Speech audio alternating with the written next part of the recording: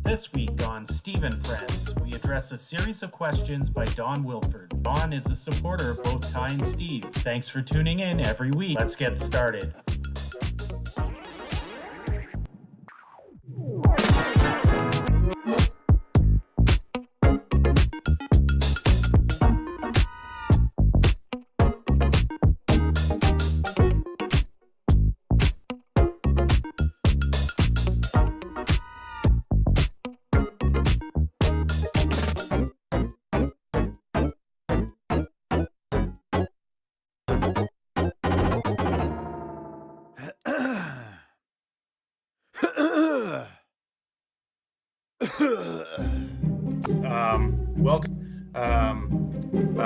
He's best and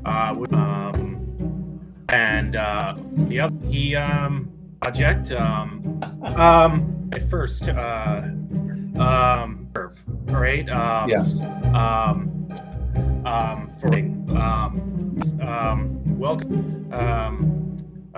He's best and the other project at first right? Yes.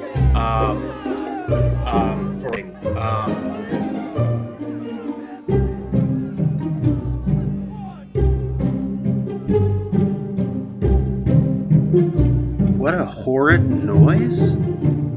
It's not like I put Justin Bieber on there. A bit slow? Well, maybe I am.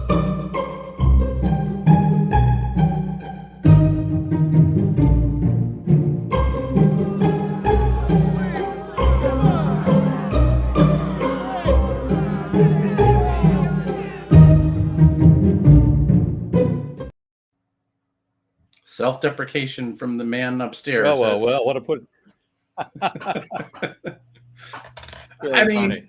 Okay. Yeah, he's great. I mean, it's just he's shaping the entire show around something fun, and I love how he's leaned into the the self-deprecating humor, and this is going to be his signature move, right? Watch the breakout star Tyrone Keynes. I think so. Right? What do you think? So. What do you think, Steve? Definitely. I mean, as it happens, I managed to eliminate from my vocabulary by something like about 10 years of professional debating, not professional, but university and school debating competitions. And the first thing you learn is to cut the ums out. And that is what Ty has to learn as yet. It's amazing how that little vocalization just enters into so many people's minds. When they're composing a thought, the word comes out many times, or when they're feeling a bit shy, the word comes out. And it's one of those things which is common across all species, all cultures. So like if you drop something on your foot, no matter which, you'll say ouch, okay? Whether you're a Swahili, English, Russian, you drop it, ouch! So this must be a word that's so deep it predates words. And must be the same, a filler. Yep. I'd agree with that. I would agree with that. And I didn't even drop anything on my points. Yeah, I didn't even drop too many arms. Well, let's get beyond the arms to the story. Yeah. Okay. It's difficult now once it's been. Once you realize you're doing it, it's impossible not to do it. Exactly. Macro and cheese and Don Wilford. When I say those words, what comes to mind, Steve? Does it ring a bell? Don Wilford. What do you? Not Don Wilford. Macro and cheese definitely with Steve Grumbine. So Steve and I've interacted quite a few times, and I very much appreciate the work Steve's doing to popularize modern monetary theory and to get on a range of contrarian guests as well. Don, I think I heard the name before, and I can't say that I'm sure right now. So fill me in on him. Okay, he is a Patreon subscriber, and we wanted to frame the show like this. Our good friend, Tyrone Keynes, is going to drop in from time to time. He's on vacation, so he's got intermittent internet signal. Okay, so here's Don's comments from Facebook. I first learned of Tyrone from one of Steve Keen's posts about the work with Minsky to model the COVID pandemic. An extension of godly tables to incorporate various stages of the disease with all possibilities adding up to one. I was blown away, and believe Steve Keen was as well. Now, before you go into the blown away aspect, I'm the layman in the group here. I don't understand what converging to one is in this instance. Oh, what he's saying is what he's referring to is that the godly table is fundamentally designed to handle financial flows. And one of the rules of financial flows is that assets minus liabilities minus equity equals zero. You have to make every time you do an entry in a accounting table, you make two entries, so it's double entry. And the row must sum so that assets minus liabilities minus equity equals zero. Now, what most accountants do, they use credit and debit. And trust me, I've had a look at that stuff, and I think, no wonder so many people fail doing an accounting course, because what you've got to give a credit to this and a debit to that, and there's got to be a credit and a debit on every line. So the rule they've made in terms of how you handle the accounting rules must be credit and debit on every line. And that's what guarantees your zero outcome. But then you have to record various things differently. So something has, when you credit a debt, for example, you increase it. Okay. Now, what we've done instead is say we can do that as well. Minsky supports that. We also simply have plus and minus, and what you have to make sure is that if there's the sum must be zero, given the signs of the plus and minus as you enter. So if you're somebody's, for example, modeling lending, then the bank puts a positive amount of money, they call that credit, against the loan accounts. There's a plus on that line, and then also puts a positive amount of money in the deposit account of the borrower. There's a positive on that line, so you get two positives. Now, in accounting, it's like getting two credits, which you can't get. They make sure one credit, one debit. Our system, I think, is easy to understand, but it also means it makes perfect sense to say, well, let's model this where a population can be in one state or another, and the total state of the sum states to 100% of the population. So we start off with a pandemic. Before the disease, when the disease first occurs, there might be, say, a population might be 1 million people. Mm-hmm. 999,999 are susceptible. One is exposed. And then as people become exposed to the virus, they either become infected or not infected. So that's another set of exclusive states. Then they can be recovered or they die. Another set of exclusive states. So you can use the same godly table structure for anything where the sum is 100% of the population. Now, that means you can't use it, for example, in a predator-prey model. I haven't actually tried that properly. It'd be curious to see whether you could make a predator-prey model with that. But I think there is nothing actually being, well, what's being conserved in a predator-prey model is actually quite a complex question. We'll talk about that some other session, but there's you're not conserving a population. The sharks go down, the fish go up. There's no sum of sharks plus fish remaining constant. But if you're looking at a population of people being exposed to a virus, then the population remains constant. The population grows much more slowly than the people who are dying or getting infected the virus do. So you see with this constant population and varying states that people are in. And then it makes it possible to use the godly tables to generate, as Ty did, an incredibly complex set of interactions between whether you're vaccinated or not vaccinated, under an age, over an age, whether you go from vaccinated to intensive care or vaccinated to healthy, et cetera, et cetera. And so that's an incredibly complicated thing to do, because each time you include an extra state in which your population can be, then you're adding another differential equation. And what happened with Ty's model, why it blew me away when I first saw it, 25 system states. Now, with any other software package, I think that'd be just impossible to keep track of. Minsky, it's quite straightforward. All you need is two entries in each row. They must sum zero. So what's increasing one is decreasing another. And it's very, very simple to lay the table out that way, and that's what Ty did. And then, as I've seen since then, a marvelous talent for laying out models. Yeah. Yeah. Before I pass this off to Ty, I want to try and clarify a couple things. And one's the distinction between a typical debit credit model, as you introduced this discussion with accounting, and if I'm correct in understanding it, the difference. Let me know if this description makes sense. The difference is that we're talking about a system of multiple inputs. Okay, so basically, if you have a debit and a credit model, that is insufficient, because in your system dynamic software, you can bring in multiple inputs and you can have them go out in multiple outputs. Is that not so much that? No, debit and credit are just. I'll show this. I'll bring up a Godly table, and if I can just share my screen here, and it's actually one of a pandemic. So I'll just actually bring this up and show it on screen, and let's see if I can just do the screen share. How do I do? Well, Steve does that. Ty, why don't you jump in and tell me about how the process was in creating that pandemic model specifically. That was really you had known Steve indirectly, and you'd worked on the COVID model, and then you introduced that to him, and that's what brought the two of you together, right? So, tell me about that time when you first decided to model the pandemic.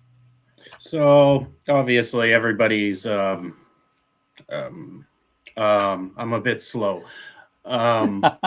Everybody was interested in COVID when it was happening. Steve had posted a small model on his Patreon that was quite interesting. I had been playing with Minsky for quite a few years at that point, so I downloaded it, played around with it, and realized I could add a lot more system states to bring some realism to it. I started looking at the data here in British Columbia, Canada, and just went from there. I had no desire to make a grand pandemic model, but I just kind of got a little bit deep into it. And let's actually start shallow. Yeah, sorry. And my wife was disappointed because I spent many, many hours making a pandemic model in Minsky. You have a very tolerant wife, and the amount of time you must put into doing that in your spare time. You should actually see us when we're together. She is very tolerable of me. I can attest to that. Okay. She's wonderful. She's really, really wonderful. Yeah. Look forward to meeting her. I'm just going to quickly show mine here so you can see. Can you see the screen at the moment? I can see the screen. Okay. So I've got population, 1 million. It's starting at 1 million. Then I've got hold on, Steve. We're looking at either your file structure or your bills. I don't know what that is. Pardon me. I'm using the wrong one. I'll go across and sharing the wrong screen. Let's see. Screen number 2 or screen number 1. Hang on a second. Window. Let's say I do a window. That might be a better way to go about it. So can you see that now? We absolutely can. Okay. So this is, I've seen a lot of people saying, look at all the people who are dying who have, if COVID have been vaccinated. Obviously, the vaccination makes you more susceptible to the disease. And I thought, oh God, here we go again. Another piece of nonsense that all masked. So this is just imagining you have a population where COVID or some disease is prevalent. Population of 1 million people. You start with 1 million people unvaccinated. And then if you have vaccination, you pass from being unvaccinated to vaccinated. If you are a anti-vax person, you'll refuse the vaccine. So you go from being unvaccinated to being an anti-vaxxer. Then you can die with being vaccinated, and you can die as an anti-vaxxer or die as somebody who has a vaccine at all. So that's the basic way of setting up with the Godly table. Now what I'm just going to do here is change across to debit and credit style. And you can see what happens with Minsky. This is now showing Minsky in the way that accountants put it up. Every row has a debit and a credit. So by debiting vaccination, I'm reducing the number, crediting vaccination over here. But if I, for example, had something over here, let's say I put in births. I'm going to type births as a new entry, so new people being born, because the pandemic is going on for so long. Then you're going to get a increase in the number being born. Now I think that'll credit. Let's see. No, it debits population, and I then type born here, and it will then credit unvaccinated. So this, what do you do? Do you debit or credit? What one do you put there? Now, if you go across the way that we do it with Minsky, you simply say it's going to be just the sign, and born born increases population. You come out without the needle going in, so therefore you have a positive for unvaccinated as well as a positive for births. Steve, and can that's I the ask basic a question difference. here? You're flipping back and forth between two that one of them has the debit and credit prefix. What was the rationale for that? Like, it was literally just to show how similar it is to an accounting debit credit framework? No, it's really because it was Minsky. When Minsky began, I mean, the way that I came about inventing this is a long answer. I hope Don's interested in this. When I first invented Minsky, I'll actually stop sharing and go back to the just a moment. When I first invented it, I was trying to simply model money creation. I didn't understand double entry bookkeeping.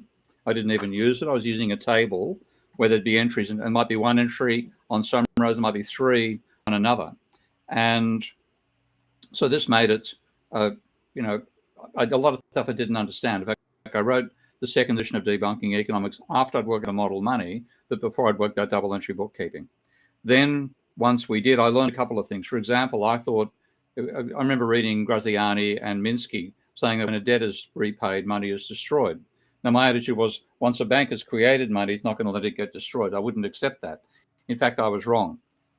So destroyed can mean literally tearing up dollar notes, which sounds unrealistic, or it can mean taking them out of circulation. They go into the bank's vault because they're not circulating, they're not money. So that's what I modeled in Debunking Economics when I had that section to expand it to monetary dynamics in that second edition of my book. Since then, I realized the importance of double entry bookkeeping. I realized repaying it does destroy money. So I was wrong. And Minsky taught me that I was wrong. But then we had to get this idea of signs correct. Now, initially, we had a quirky convention of our own on the plus and minus keys. And then Russell, who's a PhD in physics and knows his mathematics extremely well, went in and investigated the accounting literature and saw we were being inconsistent how we're using debit and credit. And with that fixed up, we also changed how we treated plus and minus. And ever since then, it's been quite consistent. But I find the plus and minus much easier to work out than debit and credit. I'd suggest any accounting student who wants to have a cheat crib for the next time they've got to do an accounting exam, learn Minsky first. It's easy to lay out the tables and then just choose to go across from seeing things in plus and minus terms to seeing it with a debit and credit, and you'll get all the correct answers for your accounting exam. Do you think Russell would want to come on the show? I'd love to ask him about his reformation of the system and audit, his math audit. That seems really fascinating to me. Yeah. So that's we can definitely do that. Yeah. So what in the end now, Minsky as it stands, I think is quite straightforward to use his ties shown brilliantly with his own work on it. And it's correct in terms of accounting conventions, and it's a translation of those accounting conventions to simple plus and minuses, which I think is actually easy to understand in the accounting convention. Like, I'd like to see accountants adopt Minsky as a teaching tool and then slowly retire the debit and credit stuff. And it'd be, I think, a lot easier for non-accountants to read accounting documents. Mind you, that might go against the desires of the profession of accounting. A certain amount of mystique is always necessary to make yourself commercially chargeable. So maybe they won't do it. But that's where it came from. So who's keeping count of the ums? We need a double entry bookkeeping and ums. I'm putting Ty on stage here. Ty, what do you think about this? Yeah, just like, I have done a few videos. It's very difficult to, like, for instance, Steve has showed the banking godly table many times. And I did a demonstration with Vensim recreating that. And it's very, very difficult to separate your assets and your liabilities. You're making negative numbers. and you're wiring pipes, flow pipes, to different stocks, and it becomes a spaghetti mess. I suggest anybody wants to really understand what we talk about, how convenient the Godly table is, check out my channel and look at Minsky versus Vensim. And you can see directly why it's so useful for mutually exclusive flows. And that kind of drags into the pandemic model. So the banking sector Godly table that Steve often shows might have, I don't know, 6 system states. And even that in Vensim becomes a bit of a cluster of mess, a spaghetti diagram. So when you move to something like my pandemic model, which has 25 system states, you can imagine the plate of spaghetti you get in Vensim, where I could utilize a spreadsheet, essentially, which a Godly table is, and have my system states, are you infected or are you in the hospital, et cetera, et cetera, et cetera, and then the flows going down on the horizontal. I don't think I could have conceptualized that, but to put it into practice in Vensim or Stella would have been very difficult, and I may have just given up. And at that point, I would have never met Steve on the old show. So, interestingly enough, Minsky brought Steve and I together. 100%, Yeah. and the easy use of the Godly table. In fact, looking back on it, I don't think I would have gotten into system dynamics without the Godly tables, because I often recommend to people what they should read, et cetera, to get into system dynamics. But I often leave out the point that really helped me was a simple spreadsheet diagram, which is the Godly table, obviously with your assets, liabilities equaling your equity. That's really what hooked me into what stocks and flows are. And then everything else, the behavioral equations, that came after. That's just about learning basic math. But just the idea that system dynamics is your stocks and the rates of change between the stocks. And those Godly tables are super intuitive. So that's kind of my story behind the Godly tables. Great. Excellent. Great. That's a really good explanation. I want to throw a question. Hold on. That's a clip. That's a clip. That's going to show up. You have 2 arms, but not yet one question. So let's work on the question. Okay. Oh God. What is the minimal model to describe today's economy? And that's a very good question. I saw that one from Don. Yeah. The basic answer is 3 system states. Okay. And this comes from my history of working with Hyman Minsky's work, but also complex systems. And I'll give a little anecdote there about another one of my great friends that I've met through working on Minsky, and that's Matteo Scriselli, who's professor of mathematics at Hamilton. What's the university called? Is it Hamilton University, or I've forgotten? Hamilton University, just outside Toronto. And he was with a high class. His PhD is in quantum mechanics, complex systems, quantum mechanics. His mathematics is off the scale compared to mine. So he got involved through my model of Hyman Minsky's financial instability hypothesis that I wrote back in 1995. I might actually, when we finish chatting, I'll bring it up on screen and we can show the paper. So that's my model. And when I wrote the paper, wrote my thesis, which was back in I bought the model in 92 and I finished my thesis in 98. So I covered the developments of people also attempting to model Minsky. And as it happens, every other model had only 2 system states. So discussing it with Matthias one day, I said, there's about 10 or so models of Hyman Minsky's financial instability hypothesis. He said, no, there isn't. There's only one, yours.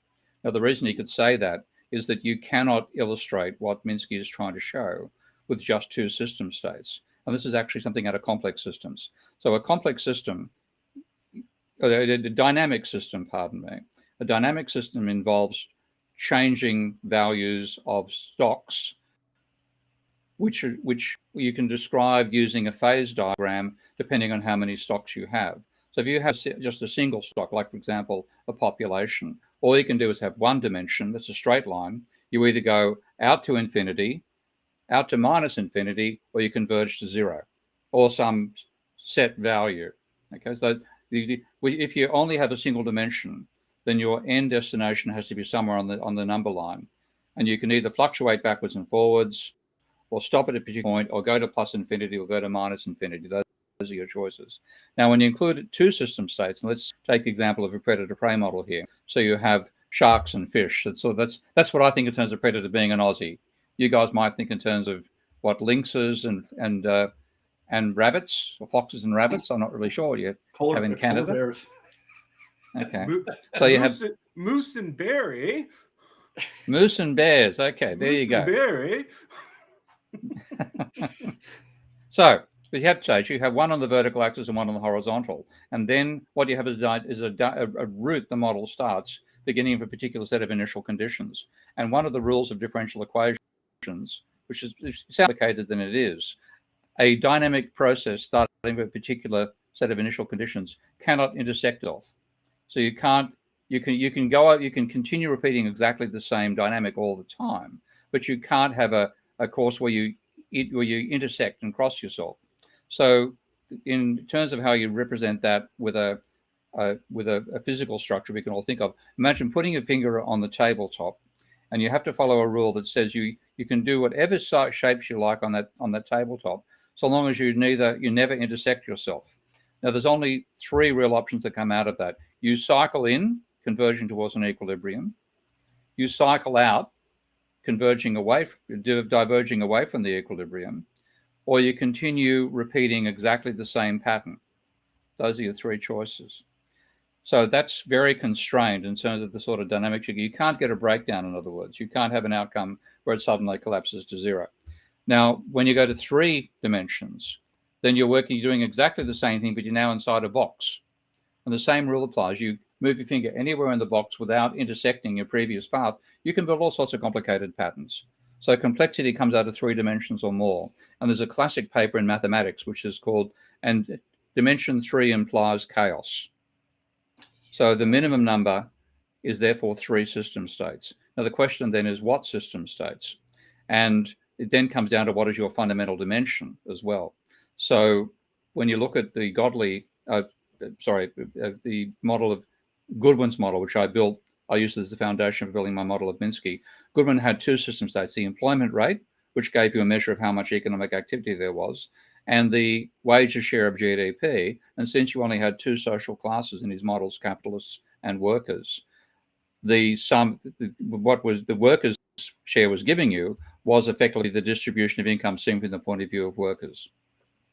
So those are your 2 system states. Now, what you got out of it was permanently repeated cycles, exactly the same magnitude. And they are, I think, 2 of the 3 fundamental dimensions of capitalism, but that's leaving out money. So when you bring money in, the form that money takes in a pure credit economy, fundamentally, is debt. So I included debt as the 3rd dimension, and then the debt I can show, and I can do this actually with godly tables in terms of a model of Minsky as well. The debt generates the money, and repaying the debt reduces the money, and so on. So those 3 system states, that's the essential minimum to describe a financial production income distribution model. And those are the absolute fundamental dynamics of capitalism. And when you go further, so this is actually, like I've got a model involving government spending as well. And I've got other, tied in an incredibly complicated model as well, my basic Minsky idea. You might still stay with 3 system states, because even though, like what I had in the model in my 95 paper, I had government spending counteracting the destabilizing effect of private debt. But the government spending was based on the employment rate. So fundamentally, there were still 3 dimensions. But you need the minimum of 3. And to get the dynamics that I showed in that 95 paper, the 3 system states were the wages share of GDP, the employment rate, and the debt ratio. And they covered the essential dynamics and gave the potential for chaotic behavior. All right, I'm gonna get you guys to really put your philosophical hat on here, and this is a curve, a swerve. I want to ask both of you, what if we went a little bit more meta with those three containers? And from a standpoint of Immanuel Kant, what if we looked at time, space, and ethics? And I just need you to take a deep breath about that, because one of the hardest things that I have in terms of accepting the economic paradigm, right? Let's maybe look at Marx first, is that through your own work, Steve, you've proven or pointed out that technology is an aspect that's not considered properly in the Marxist framework, right? Also energy, there seems to be these there's energy, there's technology, there's labor, and it's all the models focus on one or the other. And I know that the software itself has this underlying time function, like it's graphed through time. But just, do you have, what comes to mind if I said to you, I would like to try a philosophical model that has time, space, and ethics? Like, how would you even wrap your head around trying to make those three constituents of maybe human experience, for example? Like, does this completely leave you godsmacked and just like dumbfounded? You just don't? No. There is an answer, but it's a complicated answer, and that is that the fundamental dimension, as you mentioned, of the Minsky model is time. So we have labor as a function of time, wages share as a function of time, the debt level is a function of time. So those are three dimensions which themselves are dimensioned by time. Now, when you mention space, that is obviously another aspect of reality. It's one neoclassical economists can't get their heads around. I'm thinking about my dear friend Richard Toll on this front, who thinks he can assume space equals time and therefore eliminate global warming. It's nonsense like that. But when you do look at an object in space, it is changing both in time and location, and therefore the two dimensions of space and time. And that gets you what's called partial differential equations. Now, partial differential equations are a nightmare compared to ordinary differential equations, which only look at change through time and are themselves incredibly complicated. So the problem in terms of how you might simulate something, for example, if you're trying to do a model of the weather, then you have to take into account not just of time, but also space. Whereabouts are you on the planet? Now, what that means is if you're just modeling through the average weather for the planet through time, then you only have that one fundamental dimension, and you're leaving out temperature variations and rainfall variations on different locations on the planet. Now, partial differential equations make it incredibly hard to simulate an entire system. They make it easy in some ways as well, because if you divide the world into a whole lot of grids, imagine you make up the rectangles, say, a kilometer by 100 meters or 1,000 meters. They make them cubes. Then anything passing out of one cube is passing into another. So you get what are called boundary conditions for the entire system, and then boundary conditions for the small cells into which you break the entire system. Now, would that be a worthwhile thing to add to Minsky? Yeah, but the incredible increase in complexity of trying to model the system. So what I do instead is treat if I actually go to the stage of having a country and two countries, then you're teaching each country a point in space. And then if you have an export going from one to another, you might involve a time for it to actually go from one country to another, but start in one spot and stop in another. So an export at one place and that sort of gets you around. It has some of the same elements of treating space completely independent, but not as complicated as doing it that way. If you actually did it on the sort of, if we imagine like you could do a dimensional model of an economy in a sense. You could say, you don't need to worry about how high you are above ground. It's just that you're in a particular tree. So then if you did a kilometer by a kilometer, you might have 3 million or 5 million rectangles like that to describe the American economy. and then any like a sail from California to Idaho would be a movement through a number of hills to move that particular good. Now, do you gain by doing that? I think you do. If you want to model the weather, you absolutely have to do it that way, because you do need to know what's the weather going to be in California and affect over time the weather in Idaho. If you're modeling countries, you want to know how do the exports of America affect the imports of Canada. And in that case, you can actually treat them effectively as a single point. So that's what I'm doing with Minsky. I have this ambition that at some stage people might add the capacity to handle the partial differential equation dynamics to Minsky, and then include you'd have space as a dimension, but your space would be not in terms of geographical coordinates, but one other to be Canada and so on and so forth. So you could start.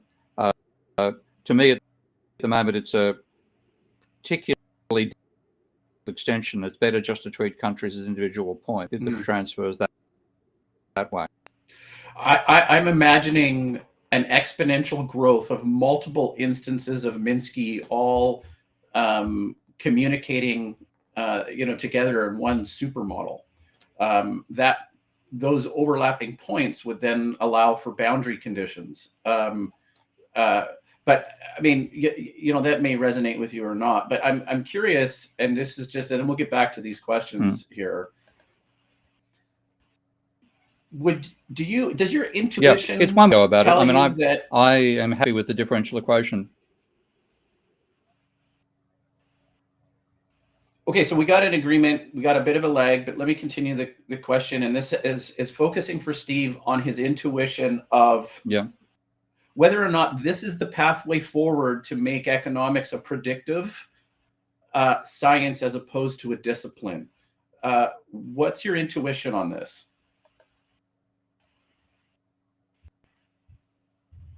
I don't think it's an unnecessary at the moment additional step, because just so much that's wrong with economics already. Simply getting it properly is a hell of an improvement. So I'm happy just to start at the stage where I simply have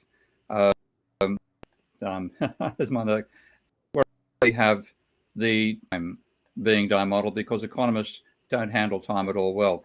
It's going to and show and share my model, share my screen. That's going to, let's see, this one. Screen number 2. I'm only seeing 2 of my screens so far. Let's see if this works. Okay, so can you currently see my screen showing a graph saying period 3 and yeah, it's right just screen. There we go. We got some. Yep, we got it. Okay, so what I've done here. Do you want me to take this? Do you want me to take this comment down here, Steve? I can't actually see the comment right. Oh, you can't. Go ahead. I can see the comment. Same box. I know. Watch Mandela is asking that one. Can't you go to the same point in the box? Isn't that saying you can never end up with the 3 variable?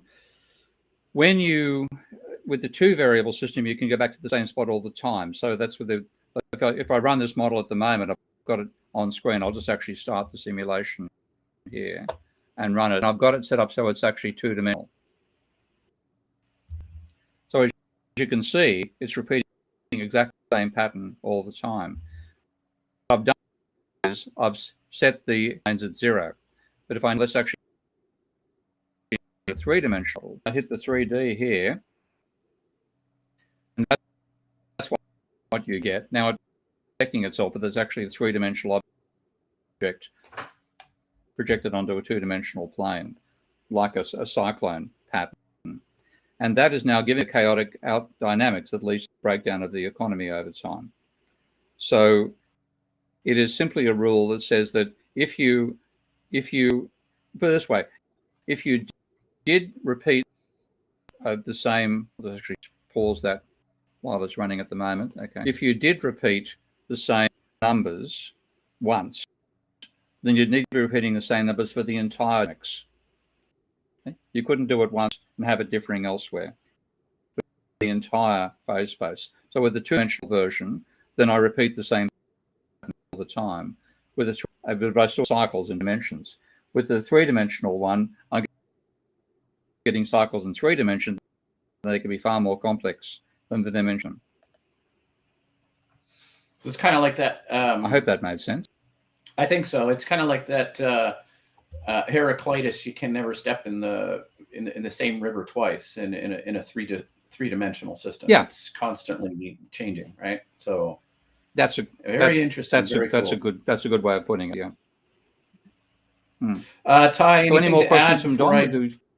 As usual. Dawn, is Dawn the botched Mandela? Is that Dawn? Oh, sorry, no. That's okay. No, yeah, we have more questions from Dawn. Yeah. Next question from Dawn.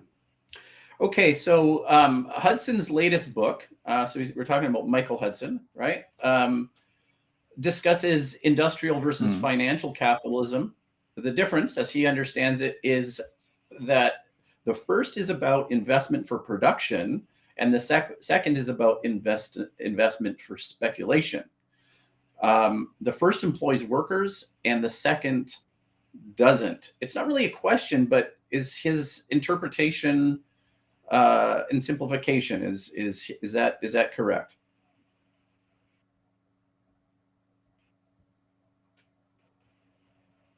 Yeah, I mean, as far as workers, pardon me, I meant banks. Very sensible to separate financial capital from industrial capital, and this is a trend you'll find in common and non-orthodox economics all the way back, so much as well. And you sort of just distinguish the financial sector, which is run by a bunch of more production and should be allowed to have nothing to do with it. Because occasionally the dynamics of finance mean that these idiots can interfere with the real economy in an absolutely dangerous way, and he was absolutely spot on. So one of the papers that, if you look back at the papers that the impact they've had, one of the most powerful in terms of people getting affected by my ideas was one I titled "The Roving Cavaliers of Credit," and that is Marx's way of describing people running the financial sector. So about what you do in a financial firm, product you're selling is debt. You're not producing it. You make debt by double entry bookkeeping. It's on the planet. Get the right to be a bank and you can create money. There's no production process in that sense involved. You don't have to get ingredients from somewhere else to make something. If you're running a factory, and Ty knows more about it than you and I do because he's actually managing one, then you've got to get the goods in. You've got to have the right machinery. You have to make the timing correct as things arrive at the right time to go through the factory and so on. So production and manufacturing in the industrial sector is a far more complicated task than finance. But the trouble is you can't get the production facilities built unless you get money. And then finance can dominate the whole thing. And we're in the world which is dominated much to its detriment by the financial sector. Right. I want everybody who's interested and picked up on that term that I want to give 100% attribution to Professor Steve Keen on the roving cavaliers of credit. If you consult the Google Oracle and put that search term into Google, you will find that Steve Keen comes right to the top of the search results, which I find ironic is not the right term. I find it shocking that entry point into describing and equivocating the finance sector with something Marx had brought up. I find it odd that with so many Marxist scholars throughout academia that Steve's out on a limb with that. And go ahead, anybody listening, Google that. And Steve has that attribution according to the Google Oracle. So I don't want to lose our viewers here. We've got somebody by the name of, let's keep a faster pace on this, but we've got somebody by the name of Niels Raidmaker, okay? And he's got the following comment. Regarding involving ethics and strategy in a model, we didn't quite get into the ethics piece. A simulating agent populations through a collection of interacting system dynamic models. Those are basically themes he explored in his master's thesis. Is this what he's saying?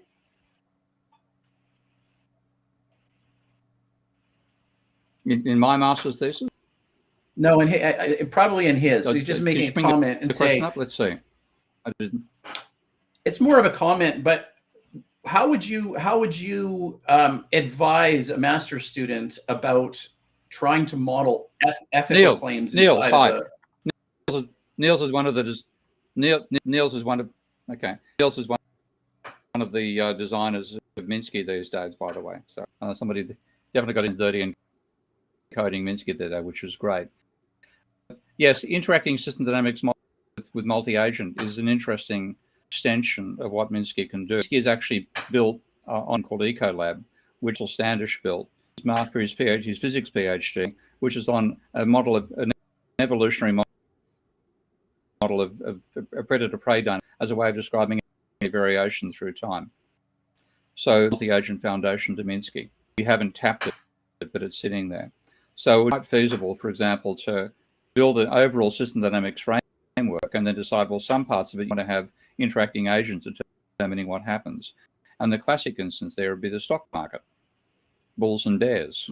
Now, you can't sort of model bulls and bears to system states interacting with each other and people passing from being a bull to a bear and so on. You could do it that way. But another way to go about it is to have the economic environment being by the income dynamic, and then have a stock market as part of the valuation of companies. And you could then have borrowing money to gamble in the stock market, others borrowing money to take short positions and so on. You could have the dynamics of the stock market, then system dynamics of the economy itself. So yes, it'd be possible to do it. You get ethical versus unethical people too. It's all quite a feasible way to go about it. I know there's a lot of people in multi-agent modeling, and I've supervised two very, very good PhDs in both cases on multi-agent modeling. But what I've found, and the reason that I don't promote it anywhere near as much as I promote system dynamics, is it takes an enormous amount of time to code a multi-agent model, even if you're using languages like Go, which are specifically designed for multi-agent simulation. And if you're quite a gifted programmer, you often find that the ambition somebody enters a multi-agent model with and what they've with from doing the PhD, the ambition is the outcome is productive, but not as complicated as they thought they'd be able to do. So this is because there's a huge computing overhead in getting it right. And we also, when you think about where we sit in the global system, we are all individual agents in a huge multi-agent system. But the information we get, economy itself, is an aggregation.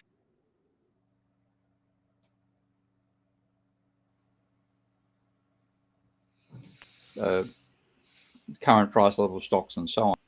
And so we're actually getting a system dynamics view of the economy, not the multi-agent. So we don't actually know what individual behavioral states correspond to the aggregate we see. So I think it's actually safer to work with the system dynamics approach, which is the correct level. And the other thing, agent, also about emergent properties, is that you cannot determine the properties of an aggregate, the entities that aggregate. So, for example, if I mixed something which freezes at minus 203 degrees Kelvin and something else, 207, minus 207 degrees Celsius, so a couple of degrees above absolute zero, and another thing which also freezes or becomes a liquid very close to absolute zero, what do I get? The answer is water, which freezes at 0 degrees Celsius. So hydrogen and oxygen together give you this substance called water, which is probably, in many ways, the most complex thing on, because water,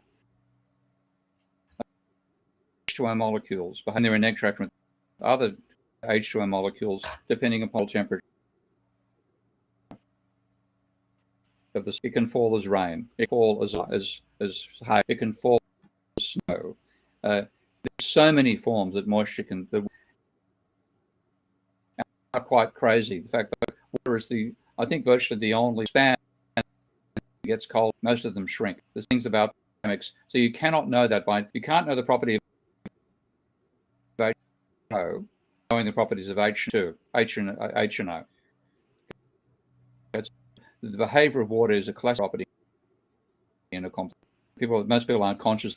People who work in the field, but most of them, their first example of behavior is a glass of water. What water will do. So then back to now the example, can we apply this in the economic level? What we see affecting the aggregate data is the level of a damn water level. Can't know that by knowing the state of individual molecules. It's often easier to work at the system level and then use your age level for stuff which is specifically pertaining to interactions, things like it's a stock market interactions of bulls and bears and so on. Okay, let's do another one of Don's questions. Okay. As always, you realize your lack of understanding when you're Yep. unable to explain events. A recent example was the pension fund shock in the UK. It made me realize that I had no understanding of secondary bond markets.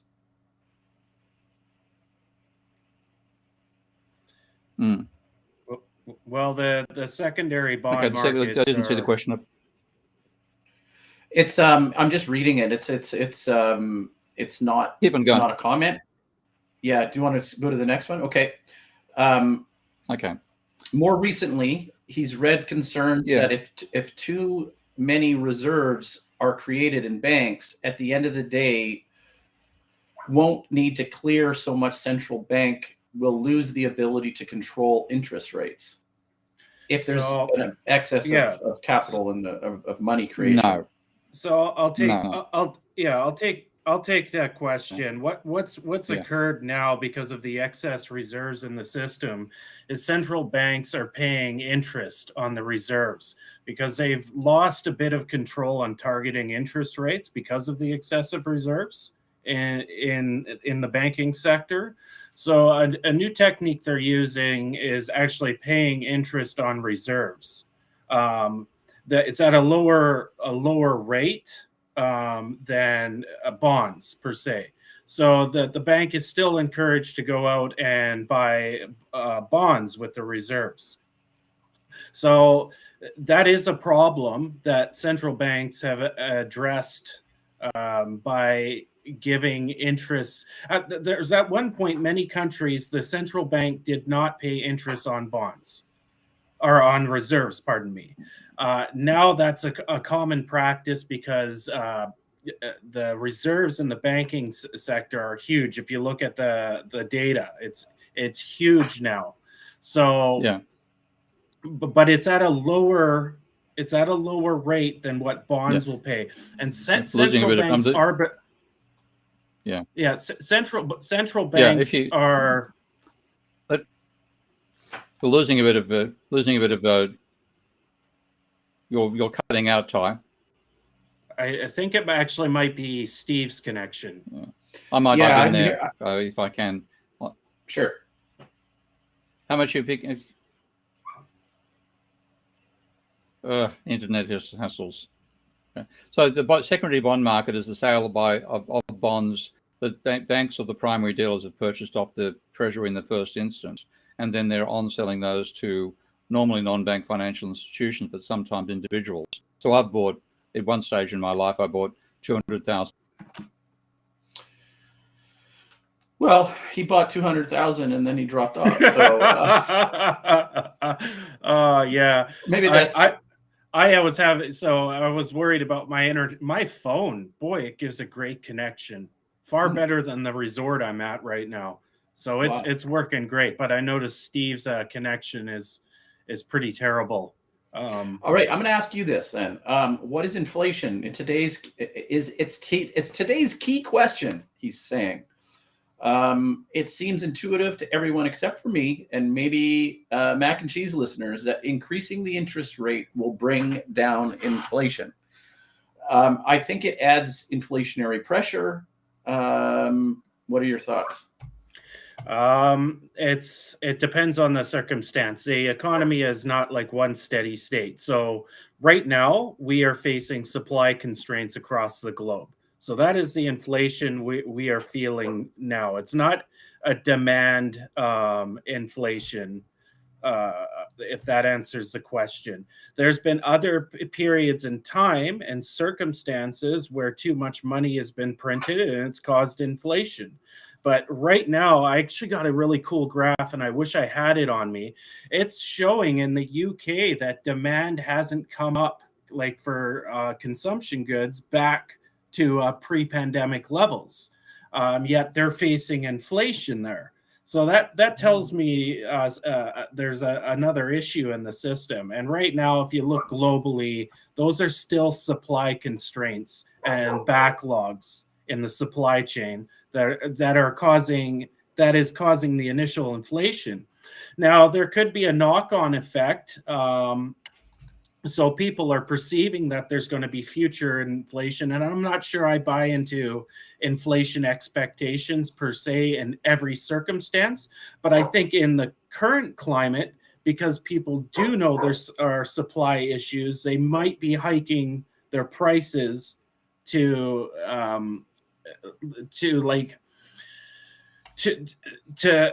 help offset their future perceived costs.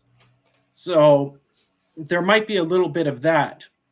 But by far, right now, inflation is not because there's too much. So I want to jump in because as Ty's got a bit of a freeze, and then maybe Steve can add in there.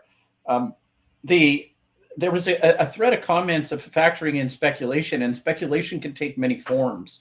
So if, for example, in Ty's example, companies are speculating on the increase of costs and then adjusting their models accordingly, the same type of thing, or that's a different kind of speculation versus investment speculation, right? So what are your thoughts of trying to correctly or accurately model speculation, Steve? Well, that's what you're seeing with the current inflationary dynamics. I think has got two major factors to it. Definitely not wage increases. Okay, wage increases still running below the rate of inflation, well below. It's markups by firms, and it's the cost of production itself. The cost of production has been made more expensive by the breakdown in supply chains, initially caused by COVID and also China's numerous lockdowns, because China is the world's factory these days. So that's meant it take longer to produce stuff, therefore it costs more to make it. But I think the main factor that enabled the inflation to occur was the monetary demand coming out of the stimulus packages to avoid a financial collapse because of COVID. That therefore meaning that people's cash availability for purchases of ordinary commodities rose dramatically. And when you look at the industry sectors which could still sell during the pandemic, no, it wasn't services anymore. Transportation, overseas air flights, cruises and stuff like that disappeared as a potential source of revenue. So you switched across a lot of physical commodities and delivery goods and so on. That meant that in each industry segment where people are selling boxes to consumers, the perceived level of competition they were facing from their competitors declined. In other words, because there was so much monetary demand, for example, for the new cars, then new car sellers found that they didn't appear to be losing customers to other producers of new cars. There were so many customers. What that means is you have less need, or you feel less need, to restrain your markup. So there's lots of demand for your cars. One way you're compensated by that is putting up your markup, particularly if your costs are rising as well. So that appears to be what's happened to cause this huge burst of inflation we're going through right now, both an increase in the cost of supply, huge capacity for extra demand courtesy of the fiscal stimulus that we had, and that translating into lower perceived competition between capitalists in each industry segment.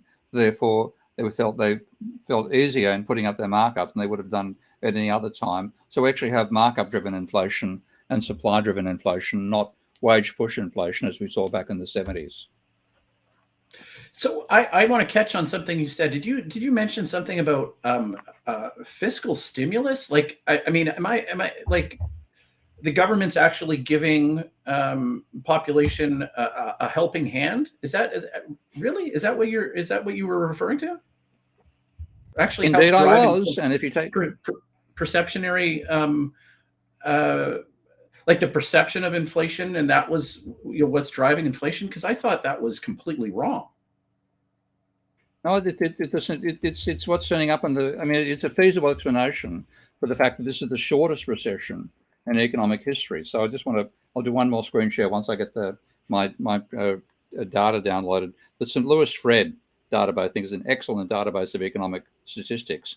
And one thing they do on every chart is they include the, pardon me doing an again, they include the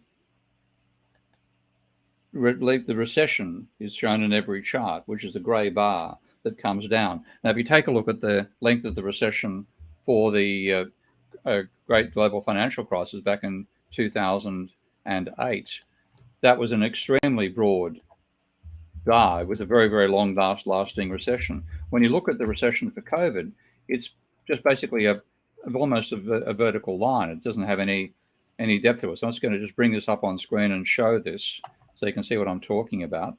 Just give me a moment to come back to our studio and do the share once more. So I'll share. I hope I'm choosing the right. Oh no, I'm not choosing the right one here. I hope this is the correct screen. Nope. It's not. Are you seeing my screen or not? I see it in the background, and it's a paintbrush stroke.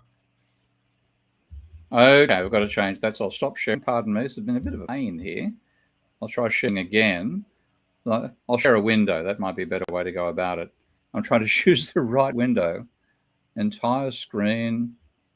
Damn. Not a godly table, not that one.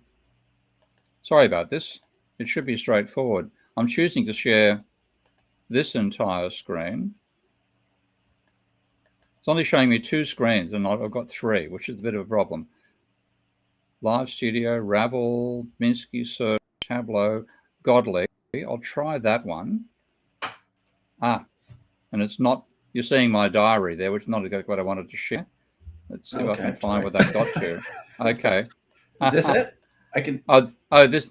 Can you now see the graph of unemployment rates? Yes. Good. Okay. The grey bars are the length of each recession. So that's the October 81. Wait. This is vaccinated with border. Is this unemployment? Oh, pardon me. Bloody hell. Sorry about this. I'm making a bit of a stuff up here. That's just it's not the one I wanted to show. I'm trying to show this one, which is the unemployment rate for America since 1946. Are you seeing that or not? You just have to. Pain. No, I've got to see if I've got written it now. I'll see if I can come back to it. This is having multiple windows open and things just not working properly. So, hang on. Okay, I'll try on Edge as well, which I've got to use Edge to see any charts here. So just give me a second to get this working properly. You take your time, and I want to throw something out for the audience, and as well as Steve and Tyrone. There's a lot of really good questions here on this in this episode, and I think I'd like to continue this into the first episode in January, because as we come back next week, this is the first of 2 episodes that I believe we're going to be taking off, because we're going to be too close to Christmas. Then there's going to be a week off for New Year's, and we're going to come back in, in January. And I'd like to bring up this because we're a full hour into this, and there's still a lot of good stuff. I don't like rushing through things at all. Yeah. So can you see a chart now? Just going to check. Can you see a chart on screen, please? There we go. Okay, good. Now, what I want to point out, the reason I did make that long-winded statement, this is the length of the tiny little grey bit here is the length of the COVID recession. It was huge. Unemployment beats up to, it peaked at 14.5%, 15%, highest rate of unemployment in the post-war period. But it lasted a trivial amount of time. Now, what's the difference between this recession and this recession? During this recession, they gave money to the banks. During this recession, they gave money to the people. Can we see your mouse? Oh, sorry. There it is. Okay. Yeah. Okay. Wrong screen. But there's the duration of the Great Recession was the longest in post-war period. And that's when Obama followed the advice of people like Ben Bernanke and gave money to increase reserves. That was QE, increasing reserves of the banks. They believed that would lead to a faster recovery than if they gave it to the public. And Obama literally said that too. He swallowed their their snake oil. Now, when you look at it, that's when they gave money to the banks. This is when they gave money to the public. Which one was shorter? So, okay, so back to you, Dan. So we carry on with this one in two shows' time? Yeah, that brings up the point, though. It brings up my point. This is driving inflation, that we gave money to the public? I think it is, because it gave the public more money to spend. Now, what it didn't mean that the public, some people, when they got the benefits through COVID, were getting more through the government than they got for their own wage. You're looking at American in particular. This is American data, obviously. But the state of American workers is so bad these days that the fiscal stimulus, the $1,000 that people got given earlier and so on, put more money in people's bank accounts than they'd had for ages. And then if people are spending based on the amount of money in their bank accounts, then that boosted spending. And that then meant that the perceived demand for firms supplying consumer goods was so great that they felt they could be relaxed about their markups. With an increase in cost, they put up their costs and they put up their markups as well. And out of that, we've got inflation rather than coming from wages. Now, wages at the same time are below the rate of inflation. Yeah, then I'm going to say not all inflation is created equally, and maybe that's a welcomed inflation. Yeah. You look at how this translates through time, and one has an ideological tinge to it to say, you know what, stay out of everything related to universal basic income, and it just basically proves the point for the entire reality of a conservative position, to say back to work, more production, yay, this is the way out of economic woes. I think there's a lot more that we can dig into this, and Tyrone was out of the picture here just for a minute. Here's my proposal to the three of you. We're going to wrap this up. It's already 10 after, or almost 10 after. We're almost 10 minutes over. Next week, we're not going to be on because we're too close to Christmas. The following week, we're going to be too close to New Year's. And Steve is a party animal. I've seen him party. Actually, I haven't, but I can imagine he's just going to rip it up with his friends and family. He's going to have a great time. He's going to relax. He can take some time off. I know I'm looking forward to the break, and I hope everybody listening also takes a well-rested break. We're going to be back in the new year, and my proposal for the two of you, I want a yay or a nay, is to bring up this again. We're going to circle back to Don's comments. We're going to bring this back in. I didn't want to rush through this episode. I think there's still a lot of good things that we can dig into here on this mac and cheese episode. So yay, nay, what do you think, guys? Yep. Okay, good. Thumbs up from me.